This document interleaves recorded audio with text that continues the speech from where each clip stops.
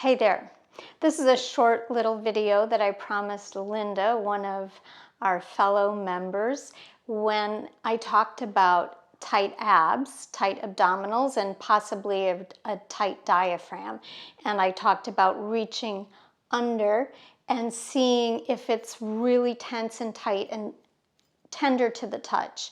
And she said that she wasn't really sure. She couldn't completely tell what she might be getting into, and she's someone who works out a fair amount, so it could be that she's got a lot of tightness in her abdomen. Now, many of us who might have a looser looking abdomen might also have tightness in our abdomen because we clench it a lot. So it's all of us that can possibly have this. So I'm going to give you a little tip. And the only thing I want to start with is that your diaphragm, which is a dome shape, and when you inhale, it goes down, it contracts down into the abdominal contents, and then on your exhale, it relaxes back to its domed shape.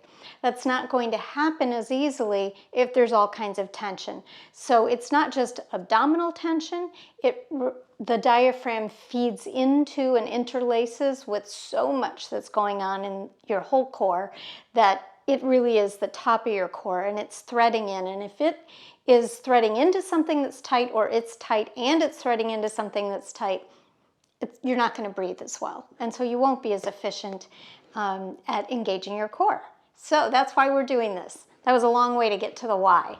So this is an air inflated ball. This one happens to be the Gorgeous ball, which is a yoga tune-up ball, but a lot of kids have these. You can find them online and at toy stores. There's some that are called Pilates balls. In any event, there's the little plug. I've deflated mine a bit. You definitely want to deflate it, and you might want to deflate it more than I have if you've never done this before, because it can be uncomfortable. So I'm going to start out showing you just the basics with my head down. I will want you to keep your head down while you do this. We don't want to hyperextend our back. I will look up so that I can talk to the camera. But we'll start out. I'm going to come down on the ball right smack dab in the middle of my gut. And now I'm going to put my head on my hands. This in and of itself might be really uncomfortable for some people. I'm just adjusting again, finding my way in. Now I'm going to show you a little contract and relax situation that might help you feel a little more comfortable. So what we're going to do is inhale and do it into your entire canister, so your ribs and your belly, everything inflates, and then at the end of the inhale, hold and tighten everything. So you may see me sort of poofing off of the ball a little bit, and then exhale and relax and let yourself just melt around the ball. So I'm going to do it again. I inhale, everything fills, I hold, I tighten everything, maybe even my jaw decides to tighten, and then I exhale and I melt around the ball. Let's do that one more time. Inhale, tighten, exhale. And now that you've gotten yourself into that situation, maybe you're a little more relaxed, and we're just going to keep your head down, but I'm going to give a look at you. You're going to roll back and forth. So let's put our toes in a position where they can help you. And you're going to roll back and forth. And if you've just eaten, this might not feel so great. I should have warned you about that. You're just rolling back and forth. And you may not be able to take this the first time for very long, and that's fine. You'll build up. The next thing that we're going to do is we're going to go more to one side, getting a little closer to where your psoas is. That's a hip flexor. So I'm going to bend my opposite knee.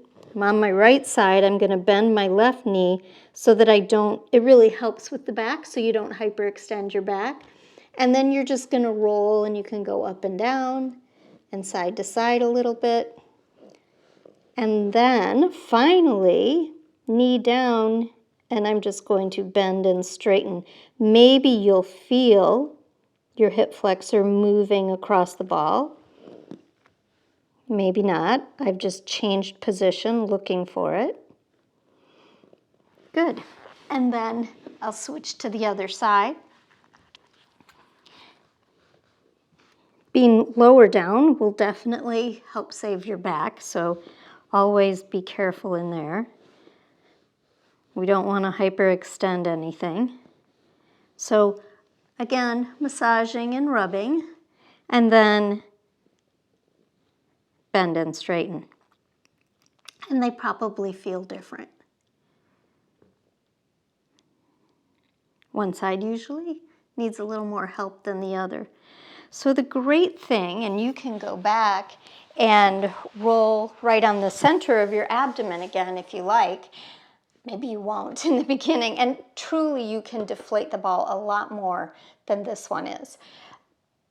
It just takes time, but over time you're increasing the circulation. I'm sure you can feel that when you're rolling on it.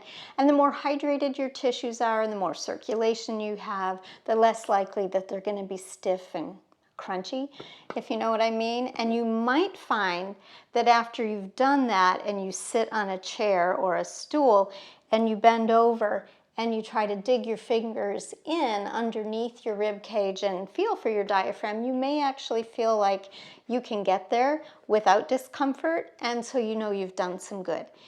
But the last thing I'll suggest is, whether you're on a stool or a block, that you just take a moment to find a way to be relaxed. Don't care which way your legs are going, and just breathe and notice your breath. Maybe really gentle and easy to take a good full 360-degree inhale and a long, long, long, long, long exhale, and you may feel your abdominals naturally contract a little bit on the exhale. And we'll get back to the breathing next time I see you.